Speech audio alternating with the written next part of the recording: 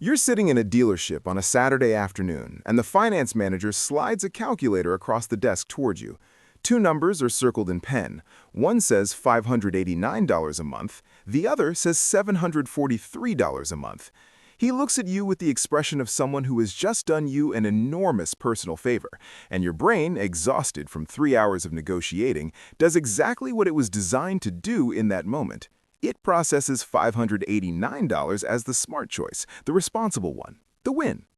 What your brain doesn't process, because nobody in that room has any financial incentive to help it process, is that those two numbers are not the same product with different price tags. They are two completely different financial instruments that happen to involve the same car, and the entire dealership revenue model depends on you never fully understanding the difference between them. My name is William. Today we're going through exactly what that difference is, what each option actually costs in total dollars over time, and why the real answer to buying versus leasing is a question the industry specifically designed you not to ask. First, the market you're walking into. The average new vehicle in America currently costs $49,275. That is not a luxury vehicle. That is the average car, the one in traffic next to you, the one your coworker parks next to yours every morning. The average monthly payment on that average car has hit $767. 1 in 5 new car buyers is now committed to over $1,000 a month for a depreciating asset that begins losing value the moment it leaves the lot. This is the environment you walk into when you decide it's time for a new vehicle. Every person on the other side of that desk has been trained specifically for this negotiation. You showed up with a weekend of research and a rough idea of what you want to spend. The information asymmetry is significant and entirely intentional. What leasing actually is, not what it feels like. When you lease a car, you are not paying for the car. You are paying for the portion of value the car loses while it sits in your driveway. You're renting the depreciation. If a $45,000 car will be worth $27,000 in 3 years, you're paying for that $18,000 difference, plus a financing charge called the money factor, plus taxes, plus an acquisition fee at the start and a disposition fee at the end. The national average lease payment currently sits around $613 a month. You drive off satisfied. 3 years later, you hand back the keys, having spent approximately $22,000 on a car you do not own, with no equity, no trade-in value, and an immediate need to replace the vehicle. The dealership takes that car, certifies it as pre-owned, and sells it to someone else for $27,000. The cycle begins again. You funded both transactions. And the $613 figure itself deserves scrutiny. That payment typically requires $3,000 to $4,000 at signing. Spread that across 36 months, and the real monthly cost is closer to $700. The advertised number and the actual number are rarely the same figure, and the difference lives in the fine print of a document you're handed at the end of a 4-hour process specifically designed to make reading carefully feel impolite. Then there's the mileage situation. Most leases allow 12,000 miles annually. The average American drives 13,500. Exceed the limit and you pay 15 to 30 cents per mile, depending on the brand. Add wear and tear charges at return, the ding on the bumper, the windshield chip, the tires worn by the act of driving, and the bill that arrives 3 weeks after you hand back the keys can reach $2,000 or more. The lease that felt manageable monthly ends with an invoice that feels like a plot twist. What buying actually costs, because it's not what most people think either. The conventional wisdom is that buying builds equity and leasing throws money away. In 1995, that framing was largely accurate. In 2026, the way most Americans are buying cars is functionally indistinguishable from leasing, just with worse paperwork and longer commitment. The average new car loan term is now 68.9 months, nearly 6 years. Approximately 20% of buyers extend to 84 months, 7 years of payments on a single depreciating asset. Here's what that looks like in actual numbers. You finance a $45,000 car on a 72-month loan at the current average rate of 6.37%. Monthly payment, $767. Total paid over the life of the loan, $55,246.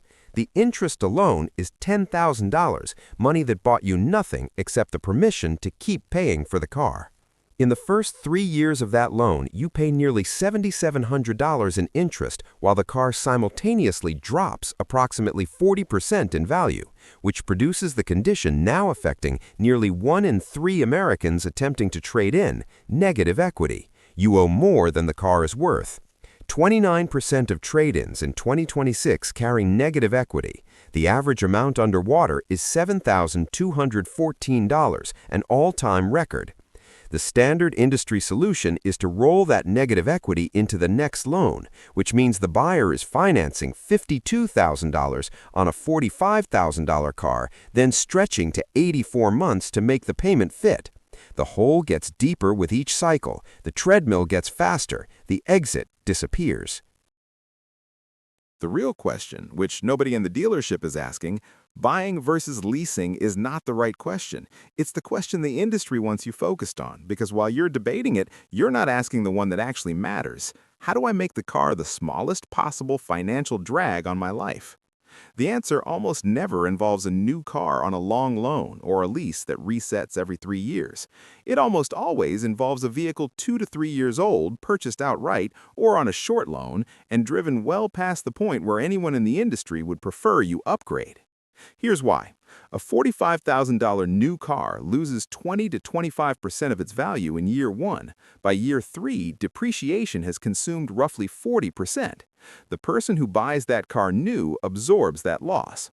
The person who buys the 3-year-old version of the same car pays approximately $27,000 for the same vehicle, after someone else has absorbed $18,000 in depreciation on their behalf. Finance that $27,000 on a 48-month loan, pay it off, then keep the car. Every month after the loan closes is a month where $700 to $900 stays in your account instead of going to a lender. Over 5 years of no payment, that's $42,000 to $54,000 in cash flow that didn't exist on the treadmill version of this decision. Invested at modest returns, the wealth differential between someone who cycles through new cars every 3 years and someone who buys used and holds becomes 6 figures over a decade. The 3 situations where leasing actually makes sense. 1. You're a business owner and the tax treatment of lease payments genuinely benefits your specific situation. Confirm this with an accountant before assuming it applies. 2. You specifically want a luxury vehicle with severe depreciation, the kind that drops 70% over 5 years. Leasing caps your exposure. The manufacturer absorbs the depreciation instead of you. 3. You have made a fully conscious, fully calculated decision that a new car every 3 years is a lifestyle priority you've budgeted for deliberately. Not a financial optimization, but a deliberate choice with clear eyes on the real cost. The numbers over 9 years, 3 paths, 1 decision. This is where the abstract argument becomes impossible to dismiss because the dollar figures are large enough that most people find them genuinely surprising even after watching everything that came before. Path 1. You lease continuously. 3 back-to-back leases at the national average payment, plus drive-off costs at each signing, plus disposition fees at each return, plus mileage overages and wear and tear charges that show up like clockwork at the end of every term. Total spent across 9 years, approximately $77,000. What you own at the end? Nothing. Not a vehicle, not equity, not a trade-in. Just a decade of receipts and a phone call from the next dealership. Path 2.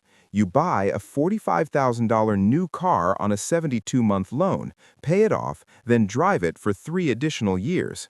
Total spent, approximately $61,000. At the end of 9 years, you own a vehicle worth roughly $13,000, and you experienced 3 years of 0 car payments, cash flow that could have gone anywhere else. Path 3. You buy a 3-year-old version of that same $45,000 car for $27,000 on a 48-month loan. Pay it off and drive it for 5 more years. Total spent, approximately $40,000. You own a car still worth $8,000 and you experienced 5 full years of no car payment. That's potentially $45,000 to $54,000 in redirected cash flow, depending on your original payment. Money that could have been invested, saved, or used to fund decisions that actually build something. The direct cost gap between Path 1 and Path 3 is $37,000. Factor in what the monthly payment difference could have become if invested at modest historical returns across that 9-year window, and the real wealth differential reaches approximately $70,000. That gap was created by one decision, made once in front of one finance manager in one conversation that lasted less than an hour. The entire industry is structured to ensure that conversation goes a specific direction. The calculator on the desk, the monthly payment framing, the 4-hour process that makes detailed reading feel rude, all of it is designed to produce Path 1 or Path 2 outcomes because Path 3 doesn't generate repeat business on a 3-year cycle. The next time a finance manager slides a calculator across a desk with 2 numbers circled in pen, understand what you're actually looking at. Those numbers were not constructed for your benefit. They were constructed for a commission, a residual value calculation, and a business model that depends entirely on you cycling back through that same door every 3 years. The most financially sound car decision in 2026 is the one you stop having to make. Buy something reliable. Pay it off. Keep it until the math changes. Every month of no payment is a month the industry lost and you won. That trade doesn't photograph well. Nobody is posting about their paid-off 2021 Camry, but the person driving it is building something quietly, month by month, that the person in the leased BMW is not.